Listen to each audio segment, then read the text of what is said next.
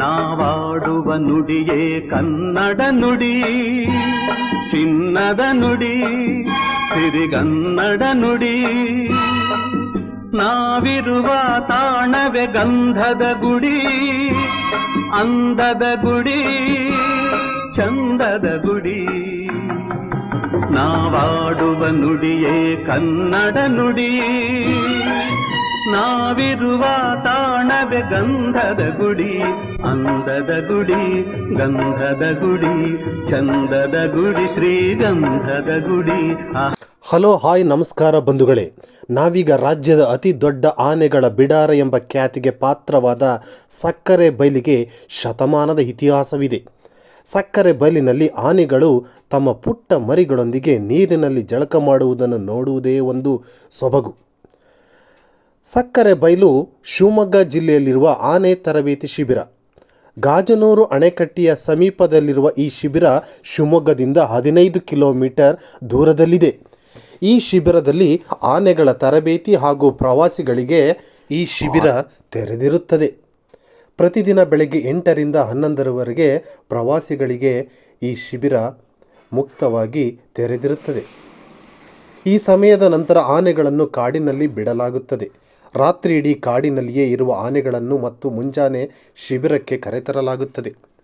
ನೋಡ್ರಿ, ಇವತ್ತು ಭಾನುವಾರ ಆಗಿದ್ದರಿಂದ ಸಾಕಷ್ಟು ಜನ ವೀಕೆಂಡಿಗೋಸ್ಕರ ಈ ಒಂದು ಸಕ್ಕರೆ ಬೈಲು ಆನೆಗಳನ್ನು ವೀಕ್ಷಿಸಲು ತಂಡೋಪಾದಿಯಲ್ಲಿ ಬಂದಿರುವುದು. ಇಲ್ಲಿ ದೊಡ್ಡವರಿಗೆ 50 ರೂಪಾಯಿ, ಚಿಕ್ಕವರಿಗೆ 20 ರೂಪಾಯಿ ಹಾಗೂ 5 ವರ್ಷದೊಳಗಿನ ಮಕ್ಕಳಿಗೆ ಉಚಿತವಾಗಿರುತ್ತದೆ.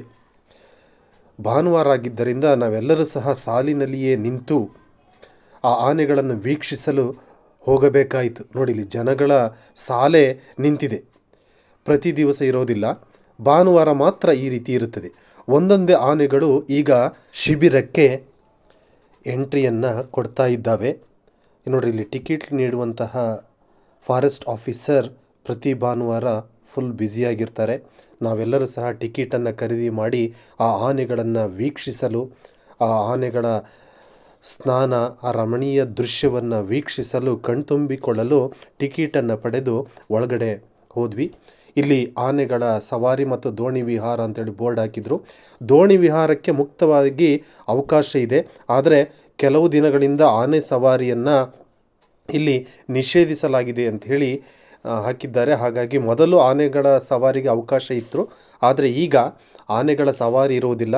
ಆದರೆ ಅವುಗಳು ಕಾಡಿನಿಂದ ಬಂದ ನಂತರ ಹೇಗೆ ಅವುಗಳ ಮೈಗಳನ್ನು ಮಣ್ಣಿನಿಂದ ಸ್ವಚ್ಛಗೊಳಿಸುವುದು, ಹಾಗೂ ಇಲ್ಲಿ ನಮಗಿಲ್ಲಿ ಎಲ್ಲ ಬಂದ ಪ್ರವಾಸಿಗರಿಗೆ ಫೋಟೋವನ್ನು ತೆಗೆಸಿಕೊಳ್ಳಲು ಒಂದು ಇದಿದೆ.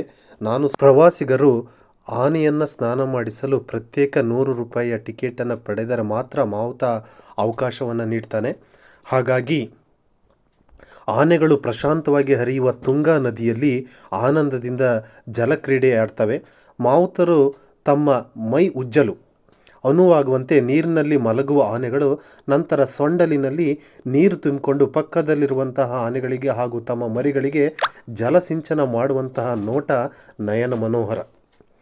ಆನೆಗಳ ಸ್ನಾನ ನೋಡಲೆಂದೇ ಸಾಲುಗಟ್ಟಿ ನಿಲ್ಲುವ ಜನರು ನಂತರ ಆನೆಗಳ ಭೋಜನ ನೋಡಲು ಆನೆಗಳ ಹಿಂಡಿನೊಂದಿಗೆ ತೆರಳುತ್ತಾರೆ. ಗಂಡಾನೆಗಳು ತಮಗೆ ನೀಡುವ ತಲಾ 10 kg ಹುಲ್ಲು, 6-7 kg ಭತ್ತವನ್ನು ಅರೆಕ್ಷಣದಲ್ಲಿ ನುಂಗಿ ಅರಗಿಸಿಕೊಂಡು ಬಿಡ್ತವೆ.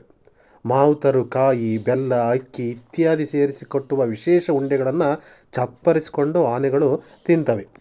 ಮರಿ ಹಾಕಿರುವ ಆನೆಗಳಿಗೆ ಮಾವುತರು ಇಲ್ಲಿ ವಿಶೇಷ ತಿಂಡಿ ತಿನ್ನಿಸುತ್ತಾರೆ.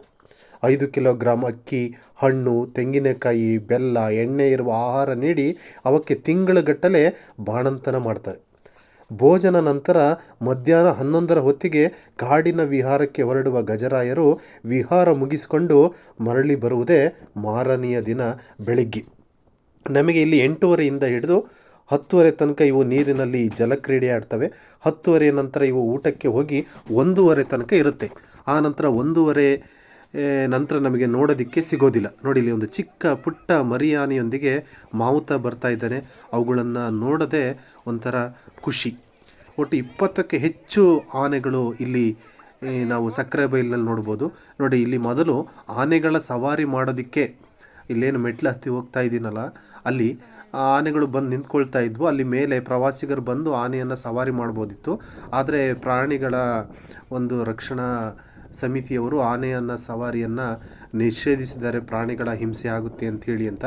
ಹಾಗಾಗಿ ತುಂಗಾ ನದಿಯಲ್ಲಿ ನಮಗೆ ಬೋಟಿಂಗ್ ಇರುತ್ತೆ, ಆದರೆ ಈ ಆನೆ ಸವಾರಿ ಮೊದಲಿತ್ತು, ಆದರೆ ಈಗ ಅದನ್ನು ಇದು ಮಾಡಿದ್ದಾರೆ ನೋಡಿ. ಮತ್ತೆ ಇಲ್ಲಿ ಜಂಗಲ್ ರೆಸಾರ್ಟ್ ಅಂತೇಳಿ ಅಲ್ಲಿ ಇಂದ ಮತ್ತೆ ಹಿಂಡುಗಳ ಒಂದು ಆನೆಗಳು ಇಲ್ಲಿ ರೋಡನ್ನು ಕ್ರಾಸ್ ಮಾಡಿ ಈ ಕಡೆ ಕುಪ್ಪಳ್ಳಿ ರೋಡ್, ಇದು ಶಿವಮೊಗ್ಗ ಕುಪ್ಪಳ್ಳಿ ರೋಡು, ತೀರ್ಥಹಳ್ಳಿ ರೋಡು, ಅಲ್ಲಿಗೆ ನಮ್ಮ ಸಕ್ಕರೆಬೈಲು ಆನೆ ಬಿಡಾರಕ್ಕೆ ತಂಡೋಪಾದಿಯಲ್ಲಿ ದೊಡ್ಡ ಆನೆಗಳು ಮರಿ ಆನೆಗಳು ಸಹ ತಮ್ಮ ಮಾವುತರೊಂದಿಗೆ ಇಲ್ಲಿಗೆ ಬರ್ತಾ ಇದ್ದಾರೆ. ವಾಯುವಿಹಾರಕ್ಕೆ ಹೋಗಬೇಕು ಅಂತಂದರೆ ದೊಡ್ಡವರಿಗೆ 200 ರೂಪಾಯಿ ಇರುತ್ತೆ, ಚಿಕ್ಕವರಿಗೆ 100 ರೂಪಾಯಿ ಇರುತ್ತೆ.